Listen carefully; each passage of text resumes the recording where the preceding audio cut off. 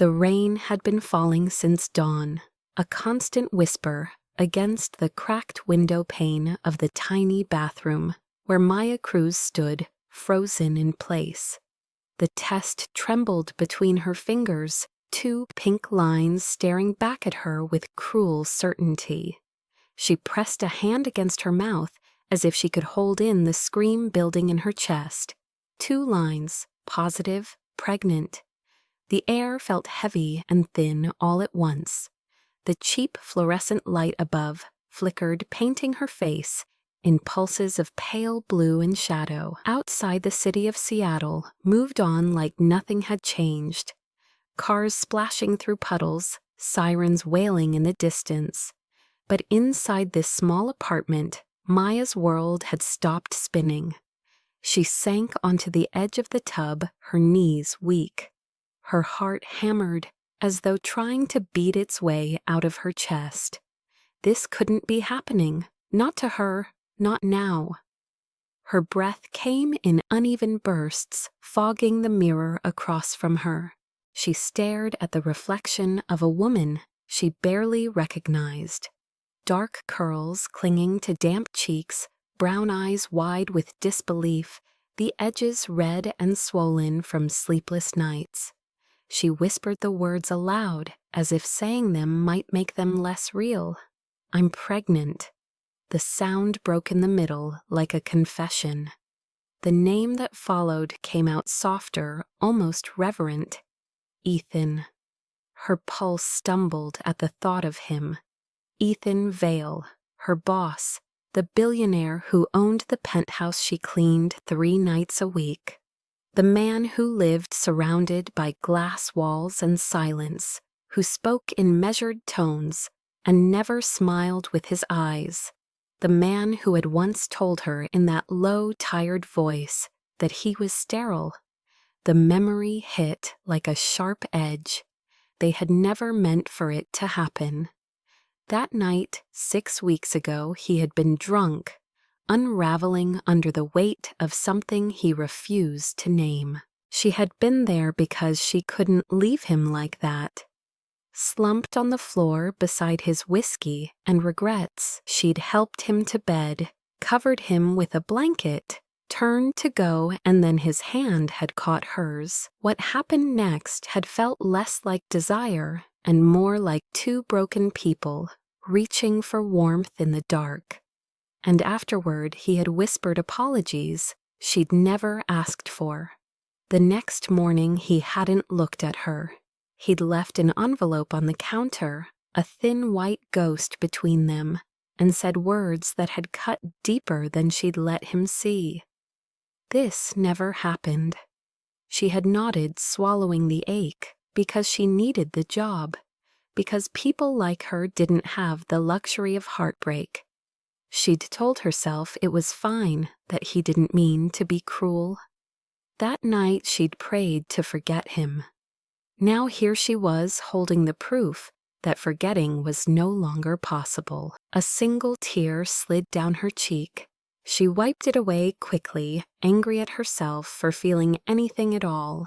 "No," she whispered to the empty room. "I'm not going to cry."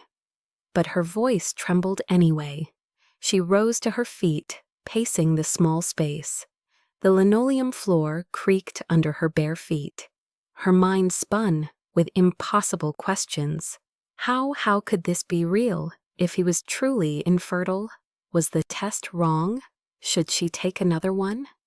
She opened the cabinet, found the box from the pharmacy, shook it with shaking hands. Another test fell out, clattering against the sink. She took it, waited, stared again. 2 lines, pink, bold, unforgiving. Her breath hitched. This wasn't a mistake. She pressed her palm against her abdomen, the gesture instinctive and protective. Somewhere inside her, a new heartbeat was beginning. The thought should have terrified her more than it did. Instead, she felt a strange calm settle over her chest, like the eye of a storm. Maybe it was shock, or maybe it was something else, something sacred. She remembered Ethan's voice, quiet, but certain that night as rain hit the windows. "I can't have children, Maya. The doctors made sure of it." She had believed him then. She believed him still, which meant what was happening inside her should be impossible. But it wasn't. And that made it feel less like an accident and more like fate refusing to be denied.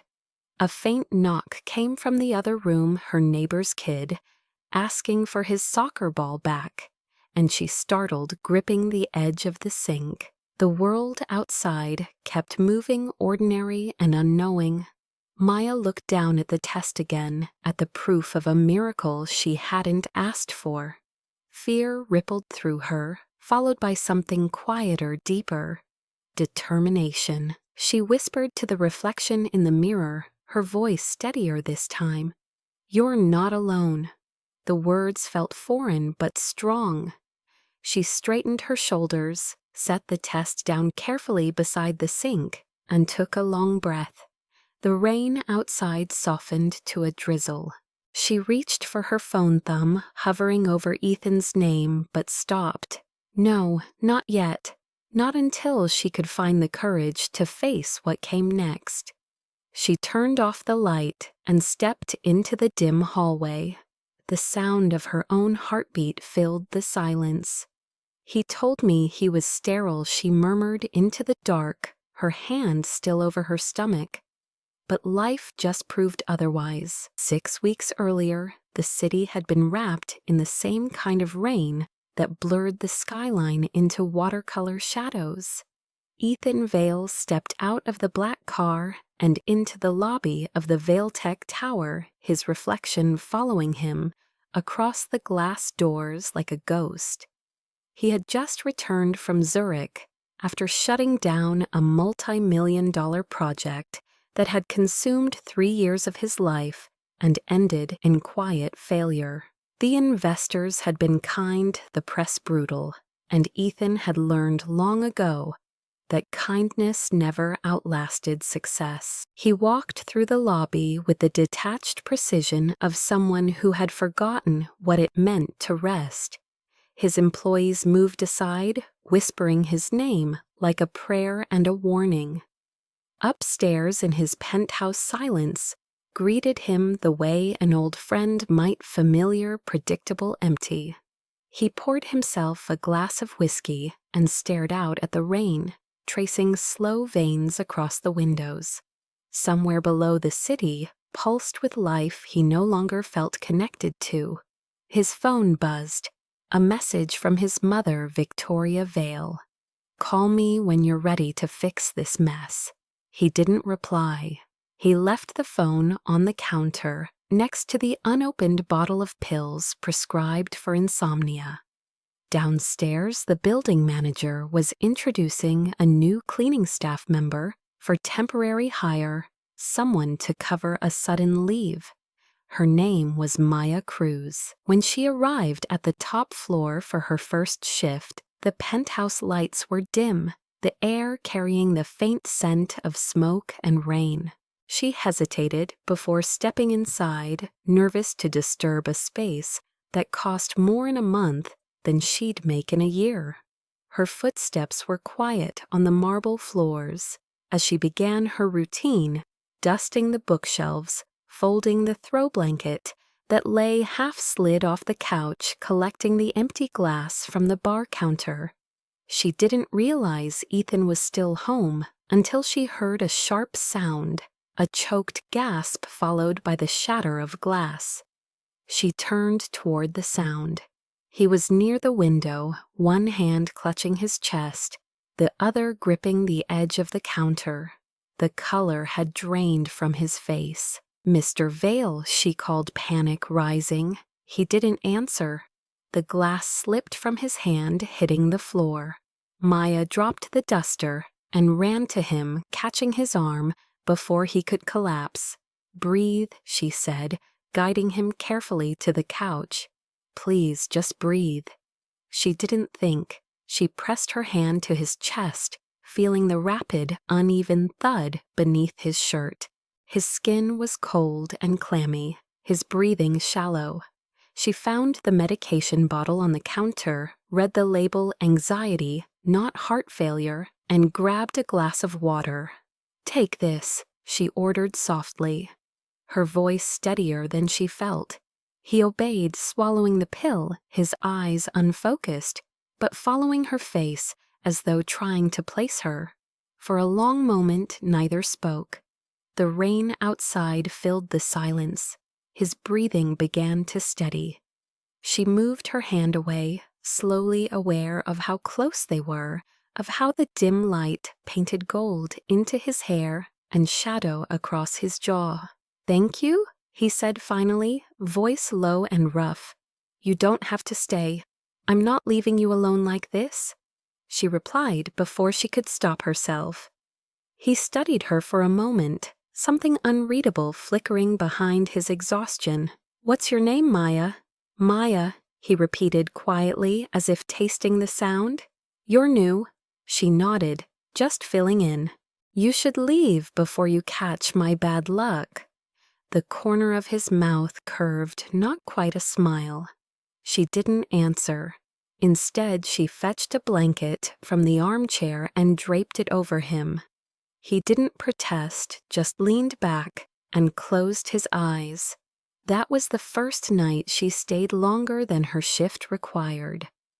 Over the next few days, she saw more of him than she'd expected. He worked late, barely ate, and sometimes she'd find him sitting in the dark, staring at the city as though waiting for it to blink first. He spoke little, but when he did, his voice was quieter, less guarded than rumor suggested. She learned he had built Vailtech from nothing, that his father's death and his mother's empire had shaped him into a man allergic to vulnerability. He learned she loved art and used to study design before her mother fell ill. Their conversations were brief, often accidental, but they left echoes. One evening he found her on the balcony, wiping rain off the glass railing. "Seattle never stops raining," he said. "Maybe it's trying to wash something clean." She looked up at him, half smiling. "Does it ever work? No," he said softly. "But I like to think it tries." That night, when the storms rolled heavier and the lights flickered, he came home smelling of whiskey and regret. She had stayed late because the elevators had malfunctioned. When she heard him stumble through the doorway, she caught the faint tremor in his voice when he said her name, Maya. He looked lost. His tie was undone. His eyes red. "I can't do this anymore," he murmured, dropping into the chair. "Do what pretend the world doesn't hurt." She stood frozen for a moment, then moved closer, kneeling to meet his gaze. "You don't have to pretend right now." That was all it took. The silence between them broke. He reached for her hand and she didn't pull away. The moment unfolded slowly, like the pause before a confession. When his fingers brushed her cheek, she felt every wall she'd built tremble. They didn't speak after that. The city faded, the rain softened, and the space between loneliness and need vanished. Later, as he slept beside her, she lay awake staring at the ceiling, tracing the sound of his breathing. She knew what it was, a moment, not a promise. And yet a part of her had already begun, to hope for something she couldn't name. Morning light spilled through the floor-to-ceiling windows like a verdict. Maya woke first, the warmth beside her replaced by the cool emptiness of rumpled sheets. For a heartbeat she thought last night had been a dream, some fragile illusion, spun from exhaustion and rain, but the scent of whiskey and his cologne lingered on her skin, and that was proof enough. She wrapped the blanket around herself and stepped into the living room. Ethan was standing by the window, already dressed, his expression unreadable. He didn't turn when he spoke. "I left an envelope on the counter." His voice carried no warmth, only the clipped precision of a business memo. She glanced at the counter. A white envelope. A line drawn in paper and pride.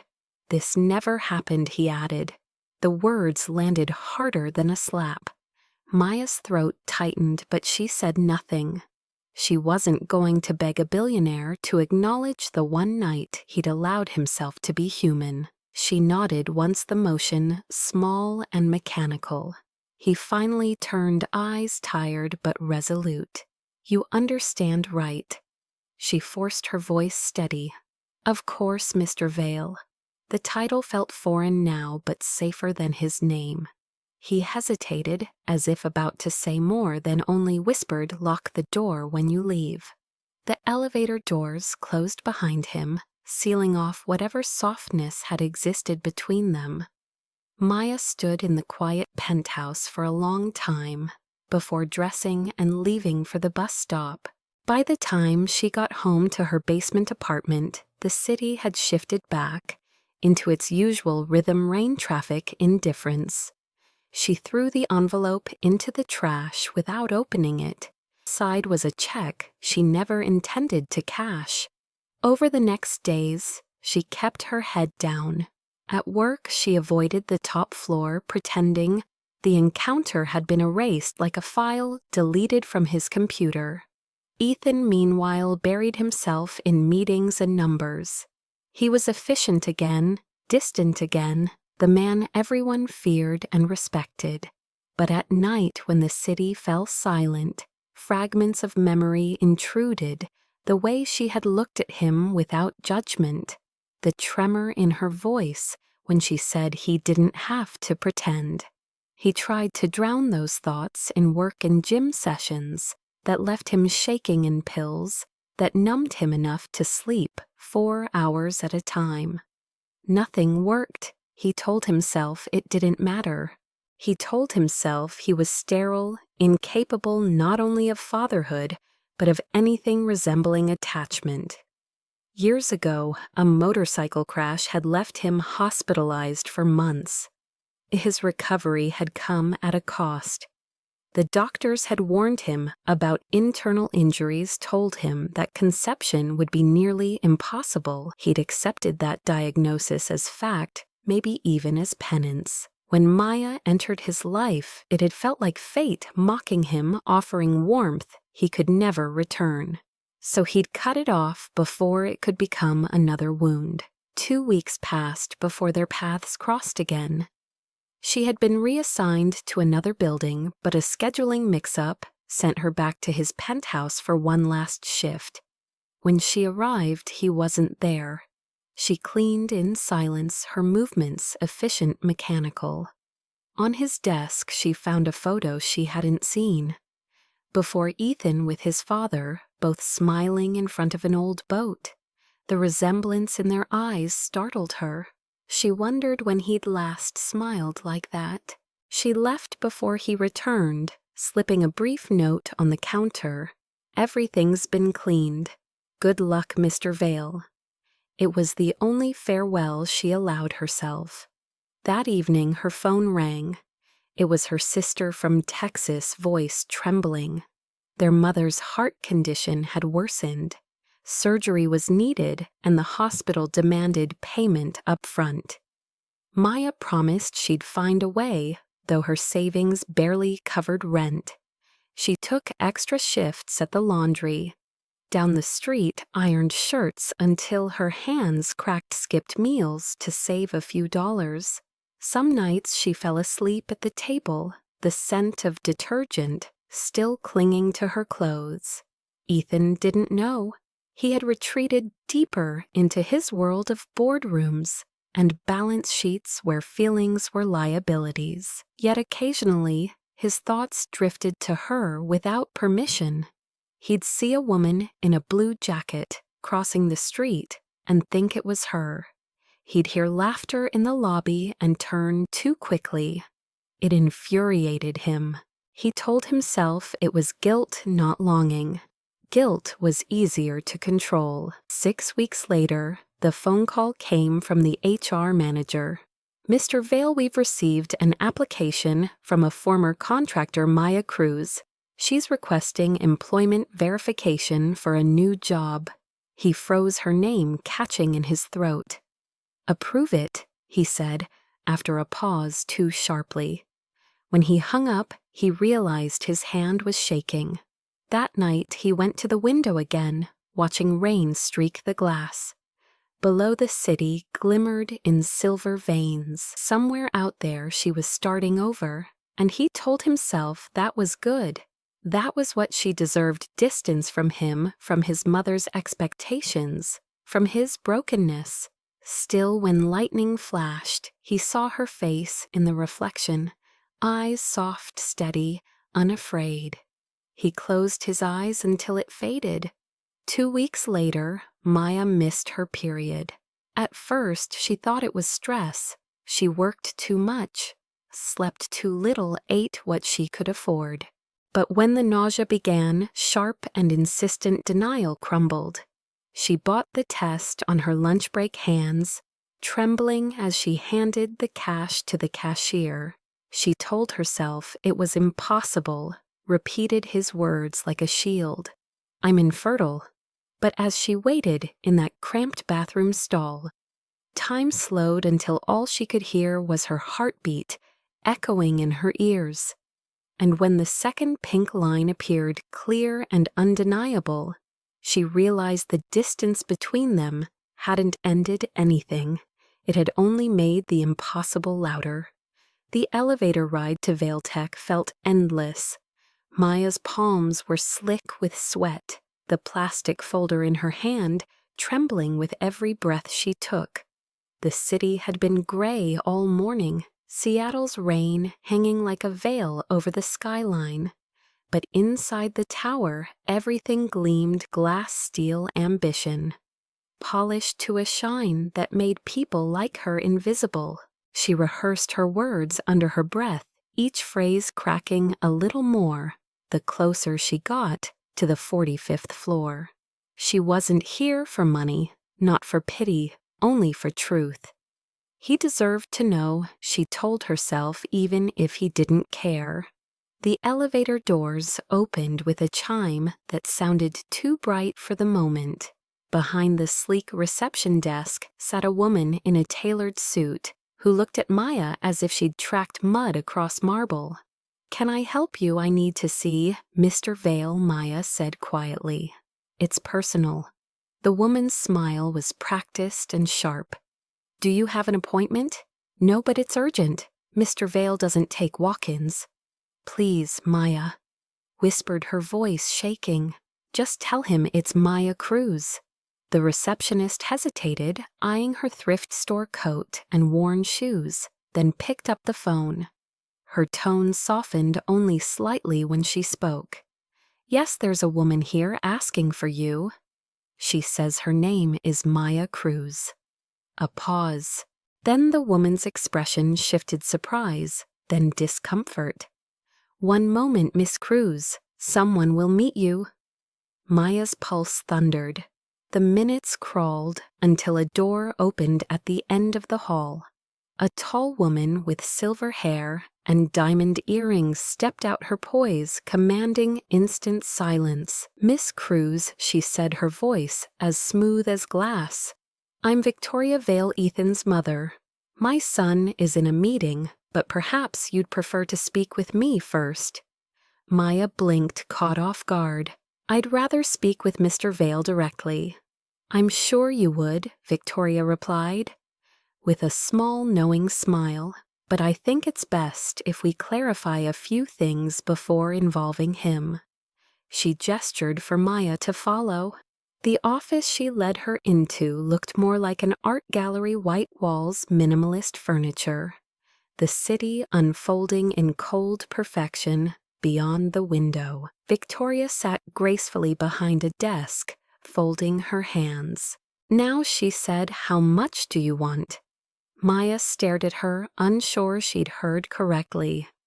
Excuse me, let's not waste each other's time, Victoria continued smoothly. You had a brief encounter with my son, and now you've come with some story designed to extract money. It happens more often than you think. I'm not here for money, Maya said, heat rising in her chest. I'm here because I'm pregnant, and Ethan is the father. For a moment there was silence. Then Victoria laughed, a short, brittle sound that made Maya's stomach twist. Pregnant. How convenient. I suppose you'll tell me the timing is perfect too. It's the truth, Maya insisted. Your son has a right to know. Victoria's smile never wavered.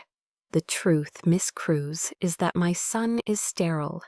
He has been since his 20s. A complication from an old injury. It's medically impossible for him to father a child. Maya felt the words like a physical blow.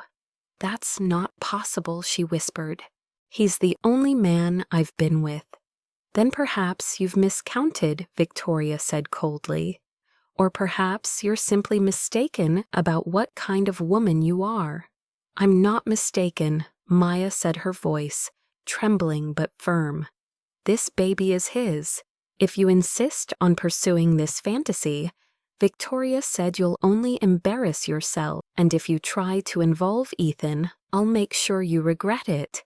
You'll lose whatever job you have, left whatever reputation you think you own. Maya's breath hitched, but before she could reply, a deep voice came from the doorway. Mother, what's going on? Ethan stood there framed by the glass, and Rain looking every bit the man she'd once seen, in the half-light tall, guarded, unreadable. His gaze flicked from Maya to Victoria. She says she's pregnant, Victoria said coolly. And claiming you're the father. His jaw tightened. Is that true? Maya swallowed hard. It is. I took the test this morning. He exhaled sharply, disbelief written across every line of his face. That's impossible. I'm medically infertile. So you've told me, she whispered. But I haven't been with anyone else. Maya, he said quietly, almost pleading for her to understand reason it can't be mine. Then explain how this happened, she demanded, her voice breaking. Explain why the impossible is growing inside me. His expression hardened. Maybe you saw an opportunity, he said coldly. A chance to turn one night into a lifetime of security. How can you say that, she cried? After everything we shared, do you really think I'd lie about this? We barely knew each other, he said, eyes dark. 3 weeks of conversation and a mistake. You're confused. She took a step closer, tears burning her eyes. Then take a test when the baby's born. If I'm lying, you'll know. But don't call me a liar before you even try to see the truth. Victoria rose from her chair, her tone sharp as glass. If you continue this harassment, my lawyers will destroy you. Do you understand? You'll be buried in lawsuits before that child even draws breath. Enough, Ethan snapped, rubbing his temples. I'll handle it. He turned to Maya, his face an unreadable mask. You need to leave. Ethan, please, she whispered. Don't do this. Go, he said softly, finality in the word. The security guard appeared a minute later, escorting her down the hallway, lined with people who pretended not to stare. Maya's vision blurred, tears mixing with the fluorescent glare. The elevator doors closed around her like steel walls. By the time she reached the street, the rain had turned into a downpour.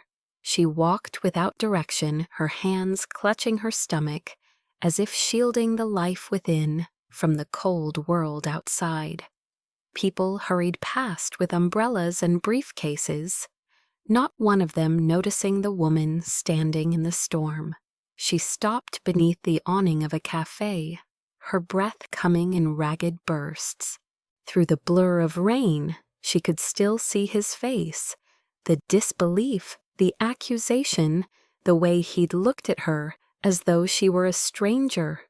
She pressed both hands over her abdomen and whispered through her tears, "We'll be fine, I promise." But as the words left her mouth, she wasn't sure whether she believed them or if they were just another fragile hope, carried away by the rain. The days that followed blurred together like a long stretch of gray sky. Maya left her apartment before sunrise and returned long after dark, moving through each hour on instinct alone. The tiny room she rented near the harbor smelled faintly of salt and detergent, the mattress too thin, the heater unreliable. Still, it was all she could afford after losing her cleaning job. Her body ached constantly, and every morning the nausea came, like clockwork, reminding her of the life growing inside her. She would rest her hand over her abdomen and whisper small promises to the silence. She told herself that love didn't have to come from the man who gave her this child. It could come from her instead. At the laundromat where she worked, machines hummed in steady rhythm, drowning out her thoughts. Customers came and went, their voices echoing through the narrow aisles. No one knew her story, and she preferred it that way. People didn't look twice at a girl folding strangers' clothes for $10 an hour. That anonymity was its own kind of safety. One afternoon, as she carried a basket of damp sheets toward the dryers, a wave of dizziness hit. She gripped the metal counter to keep from collapsing. "You okay, honey?" asked Mrs. Turner, the older woman who owned the place.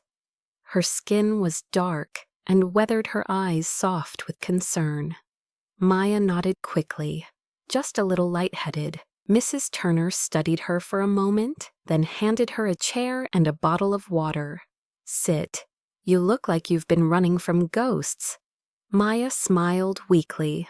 "Maybe I have." "You need food, not pride," Mrs. Turner said. "And if I'm not mistaken, you're expecting." The words froze Maya. She hadn't told anyone. Her hands went automatically to her stomach. Mrs. Turner chuckled gently. "Baby's first secret isn't safe around old women. We can always tell." She pressed a wrapped sandwich into Maya's hand. "Eat." Maya wanted to refuse, but hunger won. Between bites, she whispered, "Thank you, don't thank me." Mrs. Turner said, returning to her work, "Just promise me you'll take care of that little one. They come into this world fragile but fierce. You'll see." That night, when Maya finally returned home, she cried for the first time since leaving Ethan's office. Not the quiet tears of shame she'd known before, but deep sobs that shook her shoulders. She cried for the man who'd called her a liar, for the child who hadn't asked for any of it, for the pieces of herself she kept losing in the struggle to survive. When she had no tears left, she felt strangely lighter. In another part of the city, Ethan sat in his penthouse staring at the skyline. He had tried to forget her, to file the entire episode under regrettable encounters, but the image of her eyes as she said those last words haunted him. "We'll be fine, I promise." The conviction in her voice had sounded too real to be manipulation. For the first time in years, Ethan felt uncertain. He'd built his empire on logic and evidence, but something about this didn't fit. The next morning, he called Dr. Lewis, the physician who had diagnosed his infertility years ago. "I want to schedule another test," Ethan said. "Same parameters as before." There was a pause on the line. "Ethan." "I don't think that's necessary," the doctor replied. "We've been over this." "Humor me," Ethan insisted. "It's been almost a decade. Maybe something changed." Dr. Lewis hesitated again. "It's not how these things work. But if it will give you peace of mind, we can run the tests." The appointment was set for the following week. Yet something in the doctor's tone unsettled him. Later that night, he dreamed of his father, the man who had taught him to sail, who had died in a car accident when Ethan was 15. In the dream, his father said, "You're letting fear make your choices, son." Ethan woke drenched in sweat, the sound of rain drumming against the glass. Across town, Maya began keeping a small journal. She wrote about the baby's first flutters, about the loneliness that settled like fog, about the way strangers sometimes smiled at her belly, as though recognizing a secret miracle. She wrote letters she would never send one of them to Ethan. In it, she told him she didn't hate him, that she understood what it meant to be trapped by pain. She folded the letter and placed it in a shoebox beneath her bed. Weeks passed. The nausea eased. Her belly grew rounder, her steps slower. Mrs. Turner made her tea every morning and insisted she rest between shifts. The older woman became her anchor, scolding her like a daughter, reminding her that even storms passed eventually. But at night, when the city quieted, Maya still reached for the envelope of money Ethan had given her and kept hidden in a drawer. She'd never cashed it, but she couldn't throw it away either. It was proof that something had existed between them, however brief, however broken. Meanwhile, Ethan received his new test results. Normal. The word glared back at him from the report. Normal fertility. He read it twice then, 3 times, before calling Dr. Lewis in confusion. The doctor stammered through his explanation, claiming the earlier results had been a rare anomaly. Ethan hung up before he said something he'd regret. For the first time, he began to suspect that his mother's hand had reached deeper into his life than he'd realized. That night, he poured another drink, but couldn't bring himself to swallow it. Instead, he looked toward the rain-soaked city and whispered her name. Maya. It slipped out like a prayer. Somewhere across Seattle, she stirred in her sleep, one hand resting protectively over her stomach, as if answering an invisible call. The world outside continued its rhythm, unaware that 2 lives once divided by pride and fear were beginning to circle back toward the truth. The coffee shop on the corner of Pine Street was nearly empty that afternoon, its windows fogged from the constant drizzle outside.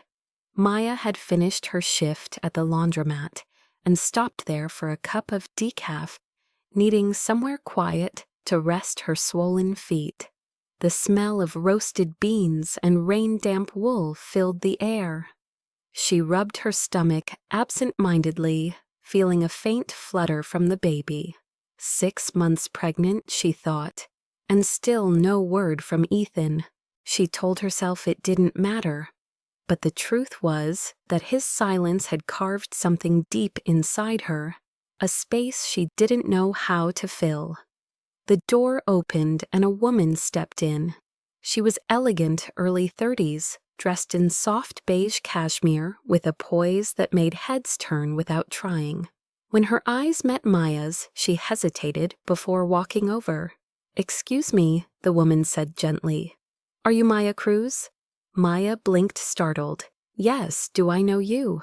"My name is Sienna Parker," the woman said, sliding into the seat across from her.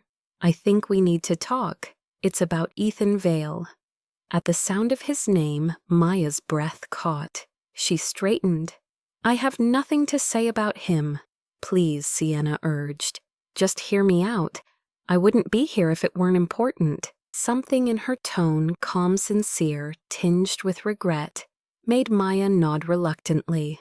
Sienna took a deep breath. "You see, I was engaged to Ethan once, 5 years ago." Maya's eyebrows lifted. "Engaged, yes. We were supposed to marry in the spring. He loved me, or I thought he did. But 1 month before the wedding, he ended things. Said he'd found out he was sterile, that there was no point in building a family that couldn't exist." Maya's pulse quickened. "He told me the same thing." "I know," Sienna said softly. "And that's why I'm here, because it's not true." Maya froze. "What do you mean it's not true?" Sienna opened her purse and pulled out a manila envelope. Inside were several sheets of paper, aged but clear medical records, stamped with the Vale family physician's name. Ethan's diagnosis, Sienna said, or rather the fake one. Maya's throat tightened. Fake.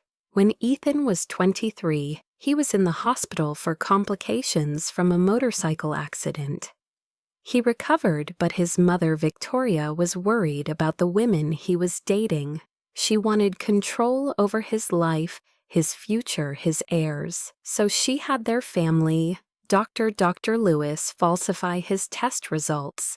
She paid him to write that Ethan was permanently infertile. Maya stared at her words failing. Why would anyone do that to their own son? Because Victoria Vale doesn't see people. She sees legacy, Sienna said bitterly. When Ethan and I got serious, she intervened. She told me he could never give me children, and that even if we married, the Vale name would skip a generation. I left him thinking it was my choice, but it was hers. How do you know this? Maya whispered. Dr. Lewis moved to Arizona a few years ago, Sienna said. He fell ill recently. Before he passed, he confessed everything to his daughter, my college friend.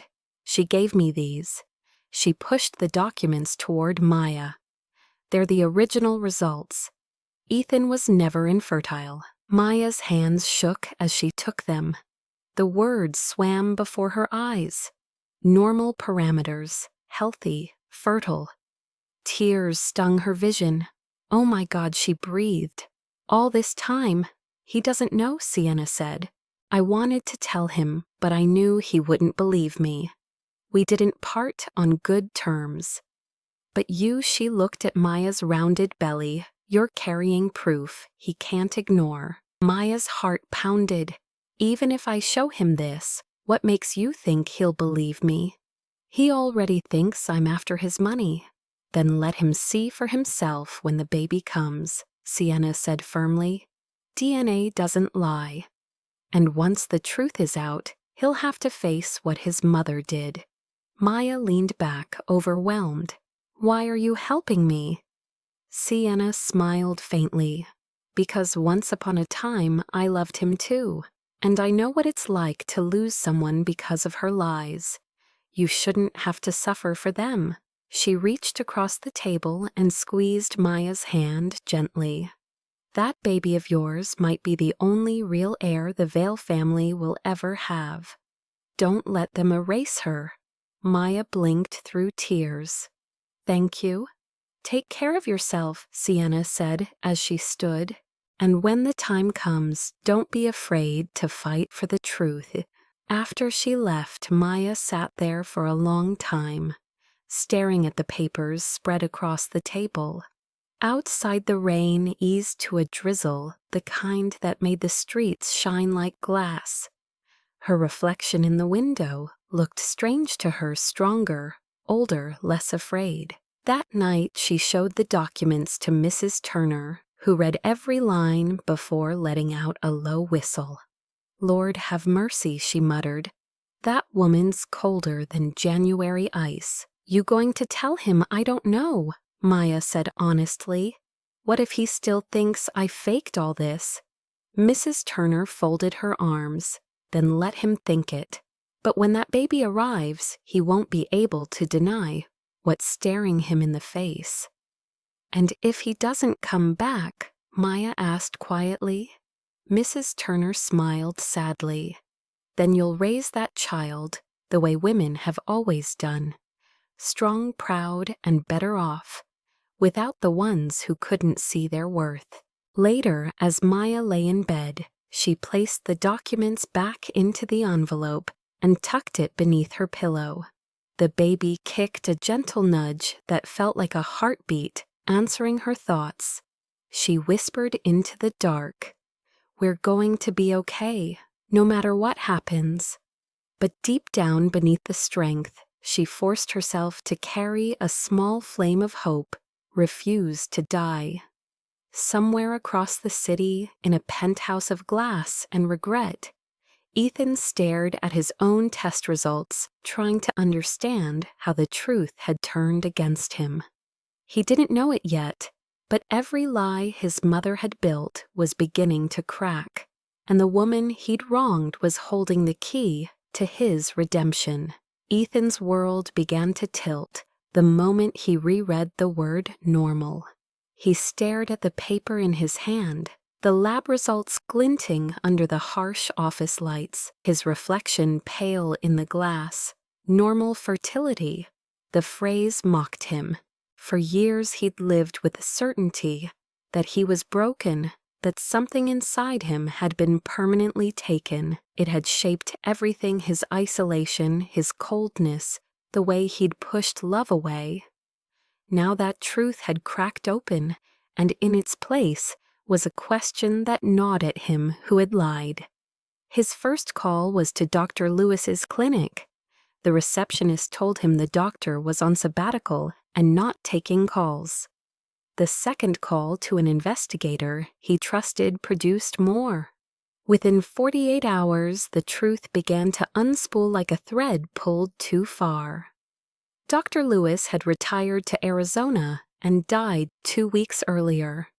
His daughter, a registered nurse, confirmed he'd left a written confession about falsified records at the request of a wealthy client. The client's name, Victoria Vale. Ethan sat in silence after hearing it, the walls closing in around him. When he finally spoke, his voice was a whisper of disbelief. "She lied to me." The investigator paused. "It looks that way, sir." "For how long since your accident?" "Since you were 23. Ethan hung up without another word.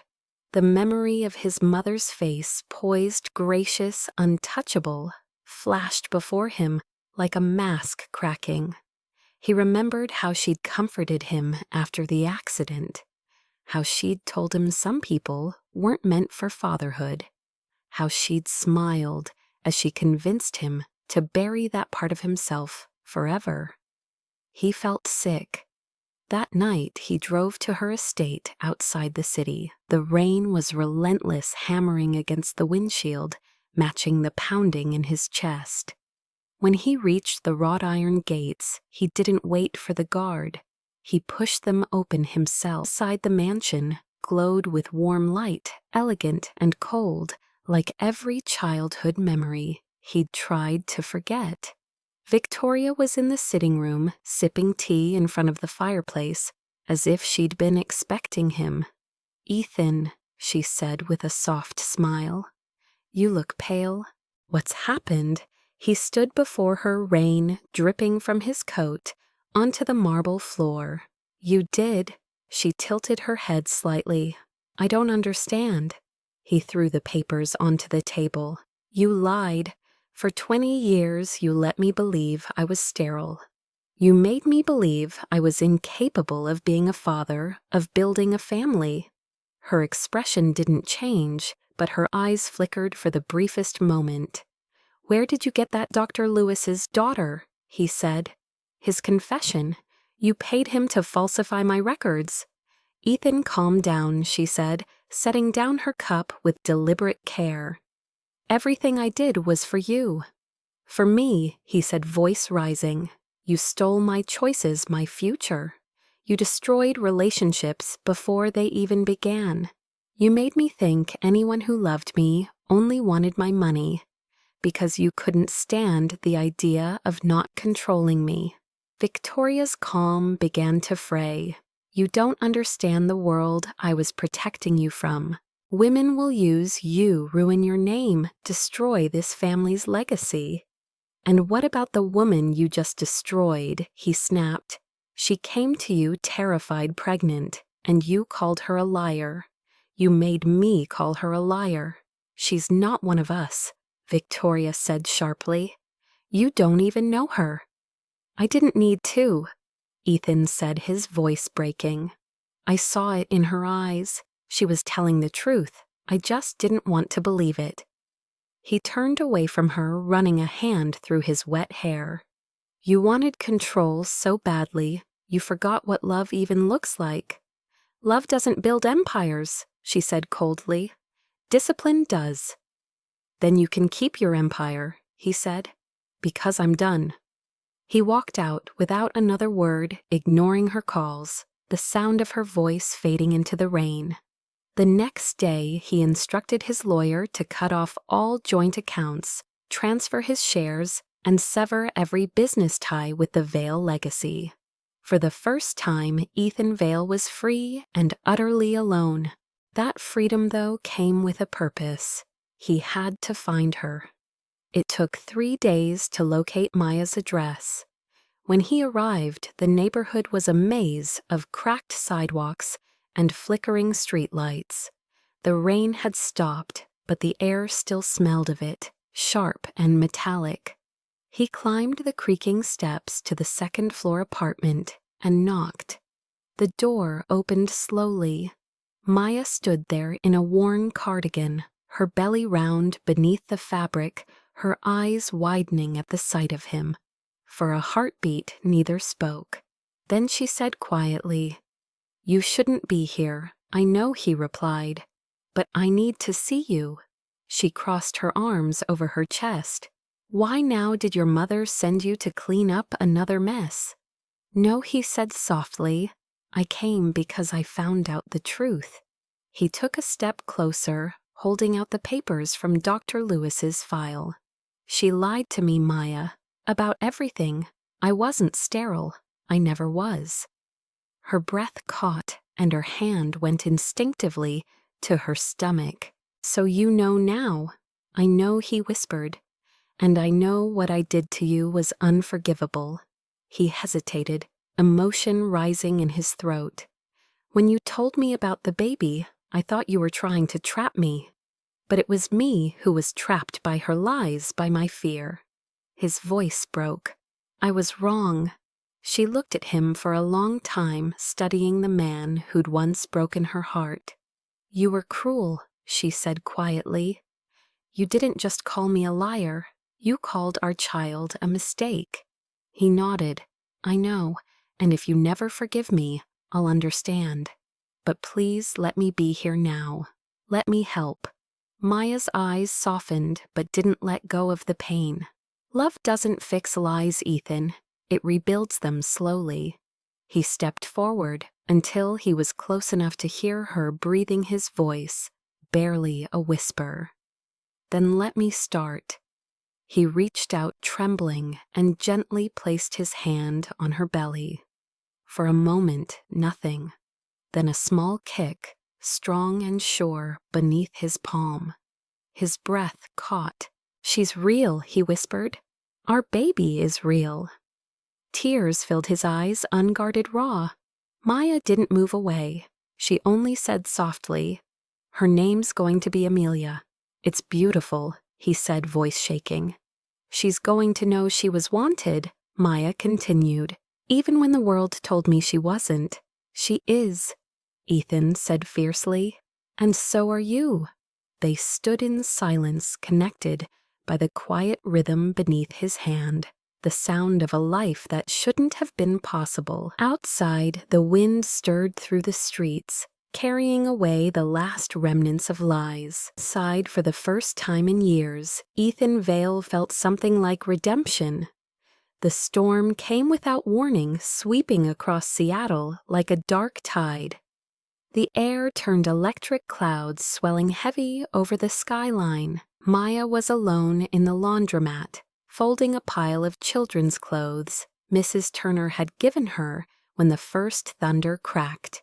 The lights flickered once, then steadied, and she pressed a hand to her lower back, wincing. It had been a long day, too much walking, too little rest. She told herself the ache was normal part of being 8 months pregnant. But then came the sharp pain, deep and rhythmic, stealing her breath. She froze, gripping the edge of the counter.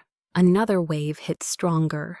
Her water broke with a rush of warmth that soaked her shoes. Panic surged. She looked around, no one. Mrs. Turner had gone home early because of the storm. Maya fumbled for her phone, her fingers slippery with sweat. She dialed Ethan's number, the one she'd sworn never to use unless it was life or death. It rang twice. "Maya." His voice was tight, cautious. "Ethan," she gasped. "It's happening. The baby, she's coming?" "I'm at the laundromat on Harbor Avenue." For a second there was silence, then the sound of movement, urgency in every word. "Stay where you are. I'm coming now." She sank to the floor, breathing through the pain as rain battered the windows. The contractions came faster, fierce and relentless. The storm outside matched the one inside her body. She tried to remember the breathing exercises from her prenatal class, but all she could manage were shallow, broken gasps. 15 minutes later, headlights cut through the rain. The door flew open, and Ethan burst in, drenched, his hair plastered to his forehead. "Maya," he breathed, kneeling beside her. "I've got you, Ethan," she cried, gripping his arm. "It's too soon." "She's not supposed to shh," he said gently. "It's okay, we're getting you to the hospital." He lifted her carefully, his arms strong but trembling. Outside, the wind howled and rain lashed at them as he carried her to the car. Lightning illuminated the streets in flashes of white. The city seemed to blur around them as he drove, one hand gripping the wheel, the other holding hers. The highway flooded faster than expected. Cars had pulled over their hazard lights, blinking like lost stars. Ethan cursed under his breath as water splashed against the tires. "Hold on, Maya, we're almost there." She bit back a scream as another contraction hit. "It hurts," she gasped. "I know," he said, his voice breaking. "You're doing so well. Just breathe, sweetheart." The word slipped out, "sweetheart," and hung between them, fragile and real. She didn't correct him. The hospital came into view just as the rain turned to sheets of silver. Ethan jumped out, waving down 2 nurses who rushed with a stretcher. "She's in labor," he shouted. "The baby's coming early." They wheeled her inside, voices overlapping in urgent tones. Ethan stayed beside her, refusing to let go of her hand, even when the staff told him to wait outside. "I'm not leaving her," he said, his tone making even the head nurse pause. "Then stay out of the way," she said, and he did. Standing near the corner but close enough to whisper, "I'm here, Maya. I'm right here." The monitors beeped steadily at first, then one sound changed, a rapid drop in rhythm. Dr. Moore, the obstetrician, frowned. "The baby's heart rate is falling. We need to move to an emergency C-section now." Maya's heart slammed against her ribs. "We're going to do everything we can," Dr. Moore said. Ethan's face went pale. "Can I stay if you don't faint?" the doctor said briskly. "Scrub in, now." Moments later, he was in surgical scrubs, standing by her head, as they prepared her for the procedure. Maya's eyes fluttered open. "Ethan," she whispered weakly, Don't let anything happen to her." "I won't," he said, gripping her hand. "I swear." The surgery began. The room filled with sterile light and the rhythmic hum of machines. Ethan could barely breathe, watching the doctors move with precision and calm, while inside him everything screamed. He kept whispering to her nonsense words, prayers, promises, anything, to drown out the fear. Then came silence, a moment stretched too long, and then a cry, sharp, high, alive. Ethan's knees almost buckled. Dr. Moore smiled beneath her mask. "She's here," she said, lifting a tiny, wriggling baby for them to see. A little small but strong. "Congratulations, you two." Maya sobbed relief, flooding her face, as they placed the baby briefly on her chest before taking her to check her vitals. Ethan pressed his forehead to Maya's, his tears mixing with hers. "She's perfect," he whispered. "You did it. We did it," she breathed. "Her name's Amelia." "Amelia," he repeated softly as if tasting a miracle. Hours later, after the surgery and the chaos had settled, the storm finally began to fade. The rain turned gentle against the windows of the recovery room. Maya was asleep, pale but peaceful, her hand resting near the baby's crib. Ethan sat beside her, unable to look away from the tiny life swaddled in pink. Amelia, his daughter. The word filled the space inside him that had been hollow for years. He reached a trembling finger to touch her small hand, and she curled her fingers instinctively around it. He broke down, then silent tears sliding down his face. "You're real," he whispered. "You're mine." Dr. Moore entered quietly, checking the monitors. "She's healthy," she said softly. "A little premature, but she's strong, like her mother. And you," she added, "you did good tonight, Mr. Vale." He shook his head. "She did everything. I just drove through a hurricane. Sometimes showing up is the hardest part," the doctor said, with a kind smile before leaving them. Alone again, Ethan leaned back, exhaustion catching up with him. He watched Maya sleeping, the rise and fall of her chest steady and slow. For a moment, he let himself imagine the impossible breakfasts together, tiny footsteps in the hallway, laughter echoing through rooms that had been silent too long. When Maya stirred, he was already at her side. "Hey," she murmured, her voice hoarse. "Is she okay?" "She's perfect," he said, smiling through his tears. "She's beautiful, Maya. You both are." Her gaze softened. "You stayed. I told you I wouldn't leave again." "You meant it." She whispered, her eyelids fluttering shut again.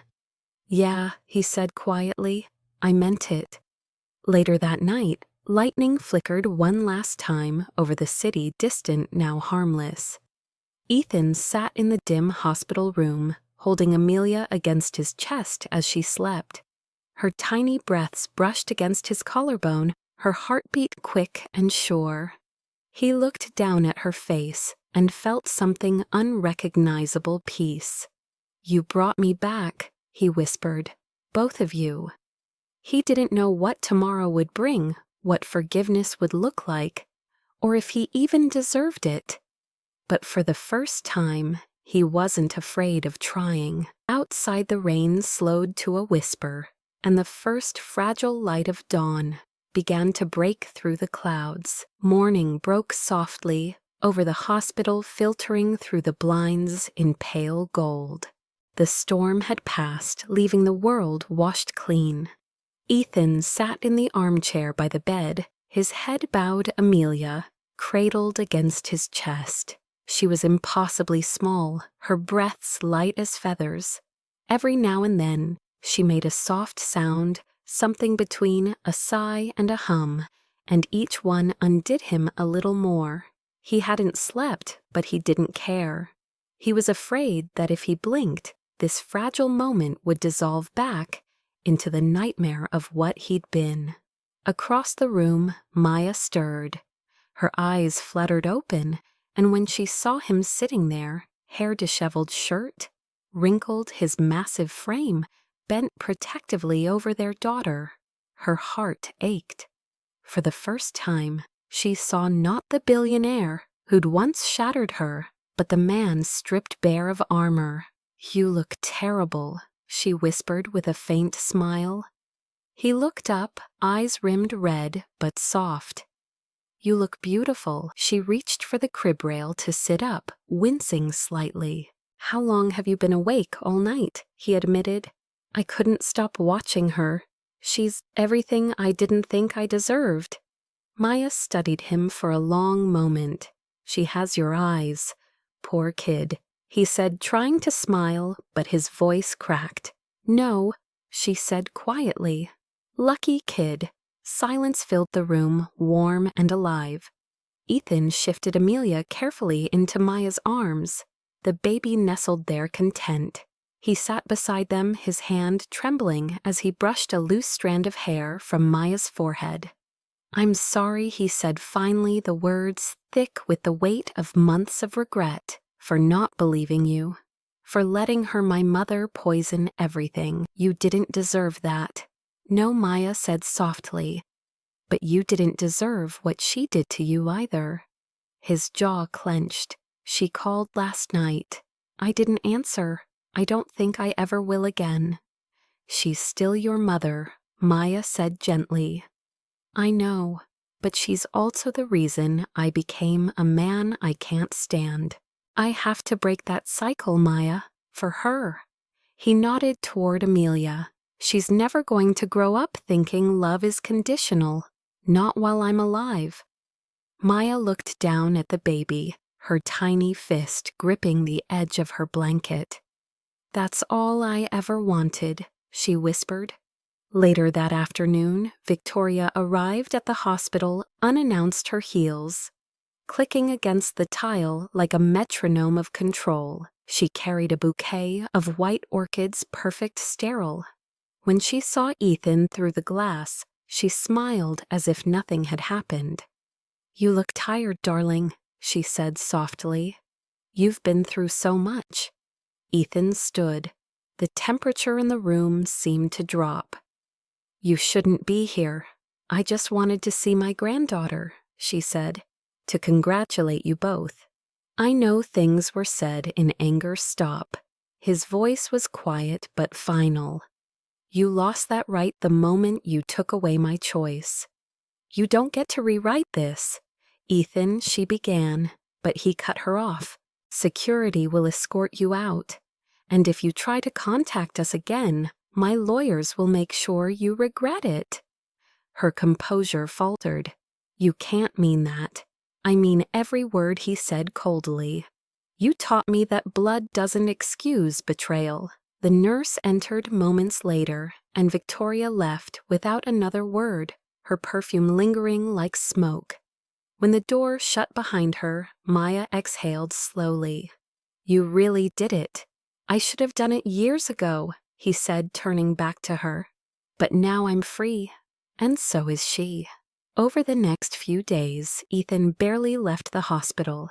He changed diapers clumsily, learned how to swaddle under the nurse's amused guidance, and whispered lullabies he made up on the spot. Every night he sat beside Maya's bed until she drifted to sleep, his hand resting lightly over hers. On the 5th morning, as sunlight spilled across the floor, he said quietly, When they discharge you, come home with me. Maya looked up from where she was nursing Amelia. Home, not the penthouse, he said quickly. I sold it. It never felt like home anyway. I bought a house just outside the city by the lake. It's small, quiet, safe. I want you both there. She hesitated, her gaze softening but cautious. Ethan, I'm not asking for forgiveness, he said. I just want to build something right this time. Even if you never love me again, even if we're just parents raising her together, I'll be grateful. Maya set Amelia down in the crib and turned to him fully. You think I stopped loving you? He froze. Didn't you? I tried, she admitted. But love isn't a switch you can turn off. It just waits until the pain stops screaming louder. He looked at her, then truly looked at the woman who had endured humiliation, loneliness, and still carried grace in her every word. I'll spend the rest of my life making sure that pain never comes back, he said quietly. Tears glistened in her eyes. Don't promise perfection, Ethan. Just promise you'll stay. He reached for her hand, pressing it to his heart. I'm here. I'm not going anywhere. For the first time in months, peace settled between them. Not the fragile kind born from denial, but the quiet strength that comes after surviving the storm. That night, Amelia wouldn't stop crying. Maya tried rocking her, humming softly, but the baby fussed. Ethan took her gently, walking slow laps around the room, his deep voice a low hum. It's okay, little one, he whispered. Daddy's here. The word slipped out before he could stop it, and for a second he froze. Maya looked up from the bed, her heart twisting. The word hung in the air, raw and beautiful.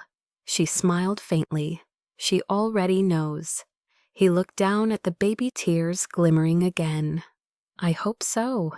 At sunrise, when the nurse came to check on them, she found the three of them asleep. Maya on the bed, Amelia cradled, between them and Ethan's hand, resting protectively over both. It was an image she'd remember for years. A family born not from perfection, but from forgiveness. Outside the world woke slowly, the city lights fading into morning. Ethan opened his eyes, kissed Maya's temple, and whispered the same words that had once been his curse, but were now his redemption. We're a family. 1 year later, the air around Lake Crescent shimmered with late autumn light. The trees a riot of amber and gold, their reflections trembling on the surface of the water. The small white house near the shore stood like a secret.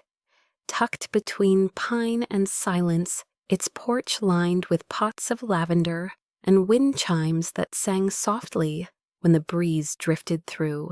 Inside, laughter spilled from the kitchen. Maya, in a worn blue sweater, stood at the counter frosting a small cake, her dark hair tied loosely at her nape, flour dusting her hands. Amelia sat in her high chair banging a wooden spoon. On the tray, her giggle bright and unrestrained, the baby's eyes. Ethan's eyes shone with curiosity and mischief. Ethan leaned against the doorway, sleeves rolled up, smile faint but steady as he watched them. There was still something unreal about this life, the simplicity of it, the peace after years of chaos. He'd spent the past 12 months unlearning everything his upbringing had taught him about power and control. He had sold Vailtech to an international investor and used the profits to start a foundation for single mothers across the country. The press had called it philanthropy. He called it repentance. He no longer wore the mask of the cold billionaire. Now he was just Ethan, the man who woke to make coffee and watched his daughter chase sunlight across the floor. Maya noticed him and smiled, that quiet smile that still undid him. Every time you're supposed to be setting up outside. She teased, I'm supervising, she said with a mock sigh. Our daughter's first birthday, and you're supervising. It's an important role someone has, to make sure the cake doesn't mysteriously lose a corner before the candles. Maya laughed, rolling her eyes. Don't tempt me. He crossed the kitchen and slipped his arms around her from behind, resting his chin on her shoulder. Smells amazing. That's because you haven't eaten all day again, she said gently. Old habits, bad ones, she corrected softly. He nodded against her hair. I'm still learning. We both are, she said, turning in his arms. Their eyes met, and for a moment, the world fell away. A year ago, they'd been strangers, standing on opposite sides of heartbreak. Now they were here, healed but humbled by how close they'd come to losing everything. Outside, the back porch overlooked the lake. A small table stood beneath a canopy of fairy lights, handmade paper lanterns drifting lazily above. A few neighbors from the nearby cabins arrived. Mrs. Turner was among them, her laugh booming as she carried a box of baby gifts. There's my girl, she exclaimed, scooping Amelia into her arms. And the world's most handsome daddy pretending he's not terrified of cake icing. Ethan laughed, shaking his head. You've been talking to Maya too much. Someone has to keep you honest, Mrs. Turner said, setting Amelia down. You're lucky she forgave you, boy. She's tougher than you think, I know, he said sincerely. I remind myself every day. Later, when the guests had gone and the candles flickered low, Maya carried Amelia to the porch, wrapped in a blanket. The lake mirrored the starlight so clearly it looked like heaven had fallen to earth. Ethan joined them, sitting close, his arm brushing hers. The baby cooed softly, half asleep. "She's outgrowing everything," Maya whispered. "Her clothes, her crib, my arms." "That's what miracles do," he said quietly. "They grow even when you're not ready." She smiled, tracing circles on Amelia's back.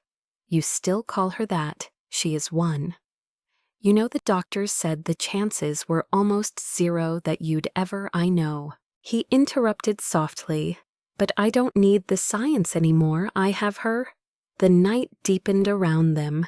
The wind rustled the trees like an old lullaby. Ethan watched Maya's face in the starlight. The calm strength she carried, the same strength that had saved him. "Sometimes I still can't believe it," he said, "that after everything you stayed." She looked at him, eyes tender. "I didn't stay for the past, Ethan. I stayed for the one who showed up when I needed him. The one who drove through a storm to bring our daughter into the world. The one who never stopped showing up after that." "I'm still afraid I'll fail you," he admitted. "You will sometimes," she said gently. "And I'll fail you. But that's what love is, learning how to stay even when the fear whispers louder." He looked at her, then, unable to find words. His hand reached for hers, and their fingers intertwined. Amelia stirred between them, and Maya smiled. "She dreams like you do, loud and restless. Good," he said, brushing a kiss over her tiny forehead. "She'll shake the world someday." The house behind them glowed with soft light, a home built not from wealth, but from forgiveness. Inside, on the mantel above the fireplace, was a framed photo taken at the hospital, the three of them wrapped in that first fragile piece. Beneath it, a small plaque read, "For every impossible thing that love made possible." Ethan had insisted on it, and Maya had never asked him to take it down. As the night deepened, they talked quietly about small things. The garden she wanted to plant next spring, the book he was writing about, fathers who learn too late how to love their children. He'd been working on it for months, never for publication, just for himself. She told him about the museum position she'd been offered part-time. Restoring artifacts, the job she'd once thought she'd lost forever. The future didn't feel heavy anymore. It felt open, free of ghosts. The wind picked up, scattering leaves across the porch. Amelia whimpered, and Maya pulled her closer. Ethan stood adjusting the blanket around them, his movements gentle, deliberate. "You should rest," he said. "It's getting cold." "I'm fine. You're stubborn." "So are you." "Maybe that's why we work," he said softly. She leaned her head against his shoulder. "Or maybe we just finally learned how to love without fear." They sat like that for a long time, the sound of the lake steady, the rhythm of Amelia's breathing, weaving into the quiet. Around them, the night whispered promises only they could hear. Tomorrow there would be new worries, new storms, but tonight there was only peace. Ethan looked out at the water, its surface catching the faint glow of the moon. "They called it impossible," he murmured. "But she's the proof that love still works miracles." Maya lifted her eyes to him, her smile slow and luminous. "She's not the only one." He turned to her then and kissed her forehead, the simplest, most sacred gesture in the world. Behind them, the chimes sang again, as if the universe itself were nodding in agreement. When he pulled back, he whispered, "Happy birthday, Amelia." The baby shifted in her sleep, a small smile flickering across her lips, and Maya laughed softly. "She heard you, of course she did. She always hears everything." He reached out and cupped Maya's face, his thumb tracing the faint line of a tear that wasn't sadness but gratitude. "Thank you," he said, "for believing in what I couldn't." "You just needed time to see," she whispered. and now you do. The wind carried the scent of pine and rain across the porch as the last lantern flickered out.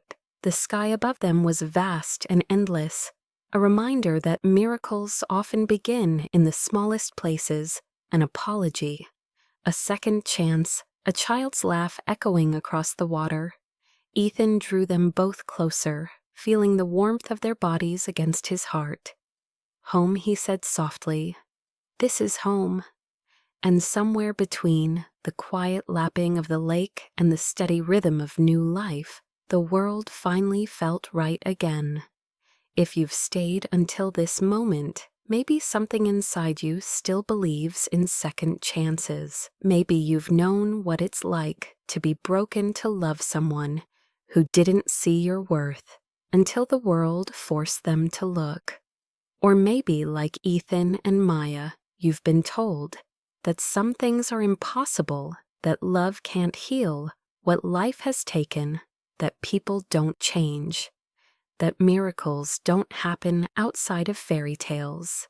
But maybe, just maybe, you've also learned that the heart doesn't need permission to hope. This story isn't about perfection.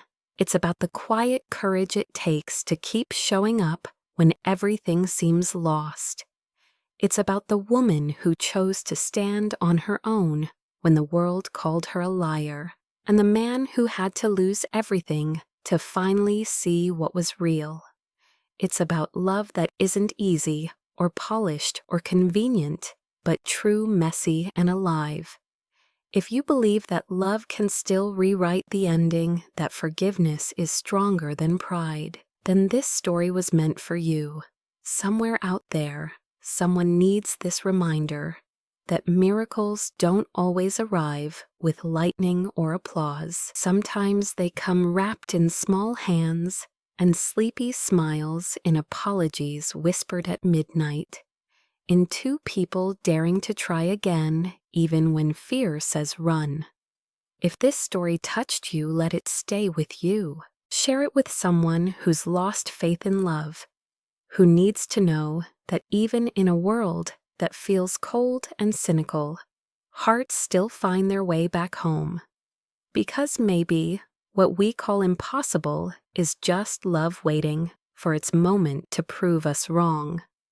Tell us in the comments, do you believe in second chances? Have you ever seen a miracle in your own life, the kind that no science or logic could explain? Your story might be the one someone else needs to hear tonight.